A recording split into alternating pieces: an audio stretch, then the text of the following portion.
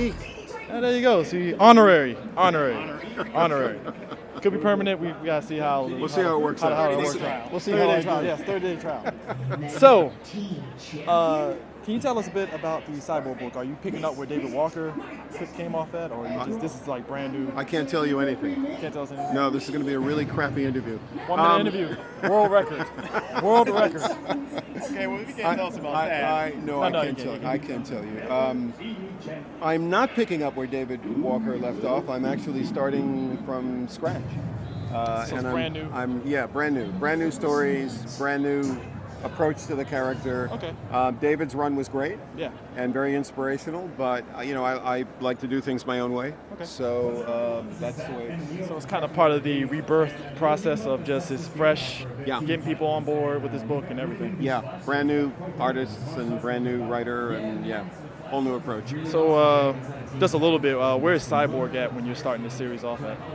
Well, I think he's kind of going through a crisis of identity. I think that he's trying to figure out who he is. I think as Vic, he's trying to figure out who he is. And, there's the usual thing of him trying to determine whether he's human or machine.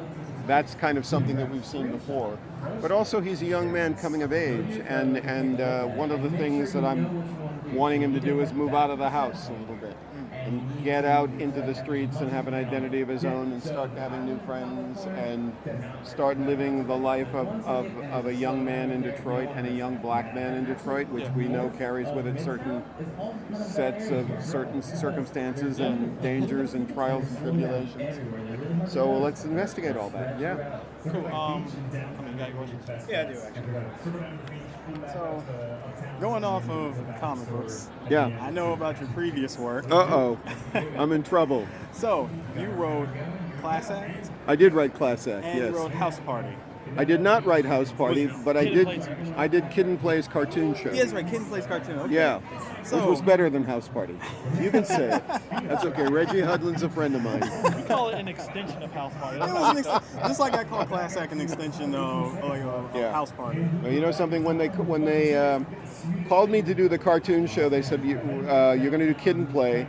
And I said, kids at play? What are you talking about? And they said, no, go see this movie, House Party. And I ran. It was the very last night. It was playing up at Universal City Walk. I ran. I saw the movie. That told me everything I needed to know about Kid and Play. I couldn't have done it without that movie. So nice. So I guess one question I'd like to ask you about Class Act. Yes. What was it like writing all the characters, like having them, having Kid and Play pretty much change roles on each other? Well, okay. Here's the interesting thing about Kid and Play. In House Party, they were not actually a team. Right. Okay, they were like part of an ensemble. Yeah. When I did the cartoon show, over the course of 13 episodes, I made them a comedy team. Okay. So when they asked me to do Class Act, it was kind of like an extension of doing the cartoon show. I had already worked out the dynamic of how they would be as a comedy team, and I just rolled from one to the other. I actually wrote the movie in about 2 weeks. Wow, you wrote 2 weeks, 3 weeks. I think it's about 3 weeks. So what part of that 2 weeks was Pauly Shore involved? He wasn't involved at all when I wrote it. I wrote that character, and they found him. He was right at the beginning of his career when everyone thought that he was going to be a big deal. And so they were very excited to have him do that cameo. I see. I love this. This is some serious music going on here. I love it. I want to travel with this music everywhere I go. So no, that was just a cameo that was stuck in because they found that they could get him. But I had written the role as just a generic character. Okay. Yeah. So that role could have went to anybody. Anybody. Makes sense. You could have done it. Then again, I was 8 when that movie came out. I don't know how you're gonna write an 8-year-old into high school. Make me feel really old. What a way to get an interview going is to make me feel really old. I see. Go on. Okay. Chris, you got any other questions? What was it like working on the 90s Spider-Man animated series, like getting a hold of that? Because that was a very kind of it felt like it was literally like a hodgepodge of like everything Spider-Man incarnate and such. Well, it was a big deal. Just as doing Cyborg right now is a big deal. Cyborg's going to be in this Justice League movie, and he's going to have his own movie. So he's a big deal right now in the DC universe. When I did Spider-Man, it was like the most important thing in the universe. Okay? And everybody was on my back, and everybody was breathing down my neck. and oh my God, if this TV show fails, then Marvel is doomed. I mean, it was literally, you know, Marvel at that time was on the verge of going bankrupt. Yeah. So this was the biggest thing going on in their world.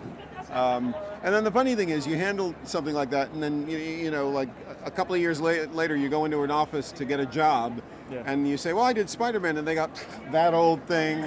Yeah, that was nothing. No, it was a huge deal, and this comic book right now is a huge deal, and I'm very excited to be handling a character that's this important. Cool. Yeah. I guess one thing the Spider-Man that kind of caught me off guard with the show was like the little thing with Robbie Robertson and Tombstone, that little relationship. Yes. Like, was that your idea, just like really yeah. pushing that? Yeah. Everything was my idea on that show. Once I got past the first 13, where there was more of a committee involved, as is always the case when a show gets started. After that, it was all my idea, good, bad, or indifferent. I mean, you know, some of them were better than others. Yeah. But no, I was always looking for opportunities to do stories that involved characters of color. Yeah. And that Tombstone episode was good because that was one with Randy. And if I'm not mistaken, Randy got a gun. Yeah. You know, one of the raps on that series is, oh, well, they didn't use real guns. Well, yeah, we did a whole episode about a real gun.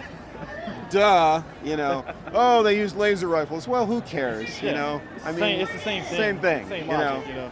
you know. No, I'm very proud of that episode because Dorian Harewood was Tombstone, Alfonso Rubiera was Randy Robertson. Great cast of color. Yeah, 'cause I love that one and the Prowler one because I wasn't familiar with the Prowler like that, so I was like, oh, Prowler's a black guy? I didn't know that. Yeah. Like, just the backstory with that. Yeah, Tim Russ. Funny thing about that, I ran into Tim Russ. I was at Major Roddenberry's house for a party. Yeah. And I ran into Tim Russ. And I said, you know what, I'm going to write a part for you. And he said, yeah, okay, you know, like you never hear that in Hollywood, ever, you know. And then literally 2 weeks later, he was in the recording studio because I was already knowing that I was going to do the Prowler, and he was the perfect voice, as I recall. I think it was Tim that did the Prowler. And I love that episode. That was a good episode. Static Shock. What was that like working with McDuffie and all of them on that? Well, I had to keep beating him away because he was like, "Oh, Mr. Semper, I worship you. You just like Dwayne, just back off, okay?" No, it was great. I mean, you know, look, when you're working with great creators like Dwayne McDuffie and Dennis Cowan, who is a wonderful human being. I really enjoy Dennis. It was a great show. We all got nominated for an Emmy, so we share that together. I really feel like I'm a little part of Dwayne's legacy. Yeah. I had a great time working over there with Alan Burnett, and my office was right next to Paul Dini's and right down the hall from Bruce Timm. That had to be fun. And yeah, it was a great place to be. You know, again, I love being where all the action is. Yeah. If it's the most important place in the world to be, that's where I want to be. When I'm at a meeting a couple of days ago with Jeff Johns. Yeah. And when I'm sitting in a room with Jeff Johns and we're talking about an important character like Cyborg and there's a movie coming up, and where else do you want to be? Yeah. Yeah. You know? Yeah. If given the opportunity for a Static Shock, I guess a reboot, and they asked you to write it, would you do it? Sure. That's a no-brainer, man. That's like Yeah. Static Shock, man. Well, look, I've seen cartoons get remade after like 1 or 2 seasons, and then it just goes straight down the toilet. Ghostbusters. Yeah. I wrote one of those, you know. Yeah, you did. I wrote an Extreme Ghostbusters, but I must say it was not one of my favorite things to work on. We'll save that for another day, because that's a different. I just gotta ask him this one question. Yeah. You didn't write the Ghost Maker episode, did you? No. Okay. I actually, there was a wonderful story by M.R. James called Casting the Runes, which was made into a great movie, one of my favorite movies, Curse of the Demon. I did my version of that as a Ghostbusters episode. And I think it's a good episode, but I was not really thrilled with the way that they were running that show. I didn't really feel at home, so I only did one episode. And, cool. One and done. One and done. Yeah. Well, we appreciate your time. Thank you. A pleasure meeting the geeks of color. Yes. I always wondered where you guys were. Yeah, we're from the DC metro area, so that's where we're at. So That's thanks. great. Appreciate your time.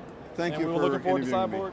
Yeah, good. When does it drop? Spread by the word. way? It will drop in September. Okay, cool. Yeah. Thank you. 2 issues a month. 2 issues a month. Cool.